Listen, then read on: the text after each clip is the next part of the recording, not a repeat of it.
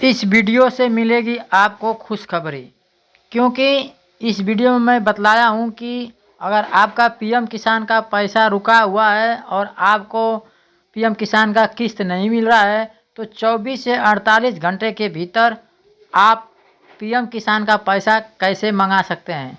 तो वीडियो पसंद आएगी तो वीडियो को लाइक और हमारे चैनल को सब्सक्राइब जरूर करना, क्योंकि इसी तरह का मैं वीडियो लेकर आता हूँ आपके लिए। और एक बात और है मेरे दोस्तों, इस वीडियो को ध्यान से देखना। अगर आपका रुका हुआ पीएम किसान का पैसा लेना है तो इस वीडियो को ध्यान से देखना, क्योंकि पूरा का पूरा इस वीडियो में बारीक तरीके से आपको समझाया हूँ और बतलाया हूँ कि आपका अगर पैसा रुका है पीएम किसान का तो आप किस तरह से पीएम किसान का रुका हुआ पैसा 24 से 48 घंटे में मंगा सकते हैं।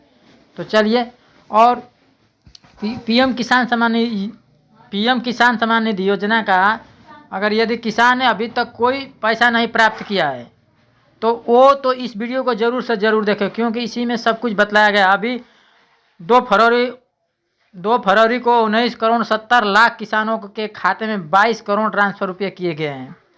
तो देखिए, सबसे पहले जो किसान का पैसा नहीं है आया है उसको पहले अपना रजिस्ट्रेशन नंबर की जांच करना है। किसानों को अपनी रजिस्ट्रेशन विधि चेक करनी होगी। यदि रजिस्ट्रेशन तिथि 2019 मार्च या फरवरी की है तो अगर आपका रजिस्ट्रेशन मार्च में फरवरी का है, जैसे 2019 में फरवरी है या मार्च है, तो उसे 19 किस्त की जो जारी की अगली किस्त 19वीं किस्त उसको पैसा 100% मिलना चाहिए। 18वां 19वां और ये 16वां, यानी सब उसको पैसा पीएम किसान का मिलना ही चाहिए।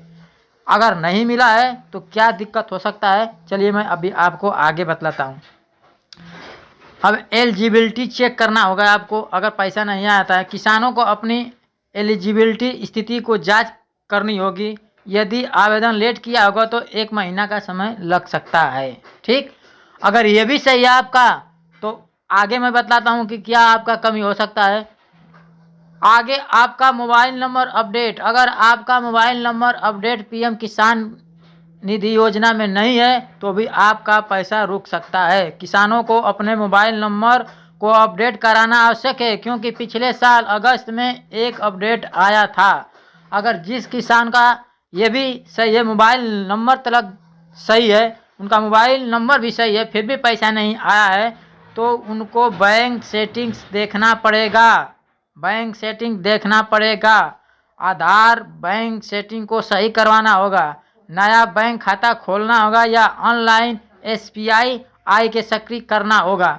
अगर ये भी सही है तो अगला मैं आपको बतला देना चाहता हूँ कि PFMS और NCI के माध्यम से आपका बैंक आधार लिंक है कि नहीं लिंक है उसको चेक करना है। पीएम किसान निधि का पैसा पहले PMS के पास ट्रांसफ़र किया जाता था, फिर किसानों के खाते में पैसा जाता था। तो ये बात आपको ज़रूर चेक करना होगा।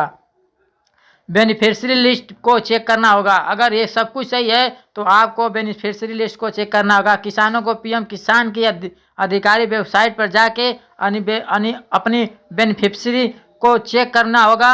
अपना सही राज्य और गांव का चयन करके लिस्ट में अपना नाम देखना होगा कि आपके गांव के जो लिस्ट में आपका नाम है कि नहीं पीएम किसान सम्मान निधि योजना में। अगर यहाँ तक आपकी सही है, सब कुछ सही है, तो लास्ट में आपको एक बात बतला दे रहा हूँ कि पेमेंट डिटेल्स देखना होगा कि आपका पेमेंट डिटेल्स में कहीं आपका खाता नंबर तो नहीं गलत है, IFSC कोड तो गलत नहीं है, आपने खाता भरते समय नाम तो गलत नहीं भर दिया है।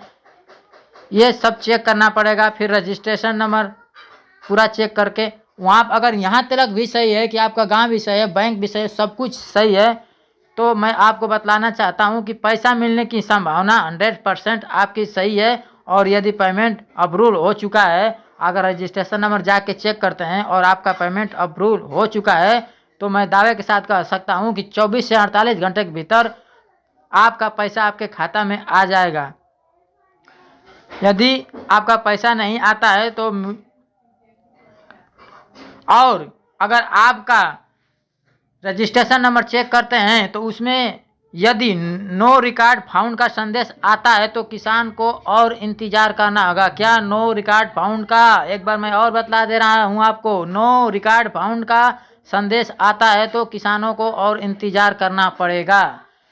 तो इतना सब कुछ आपको अपने पीएम किसान सम्मान निधि योजना में चेक करना है कि आपका पैसा क्यों रुका। अगर इतना सब सही है तो आपका पैसा जल्द आएगा, घबराने की कोई ज़रूरत नहीं है। अगर आपको वीडियो पसंद आई होगी तो वीडियो को लाइक और हमारे चैनल को सब्सक्राइब जरूर करना।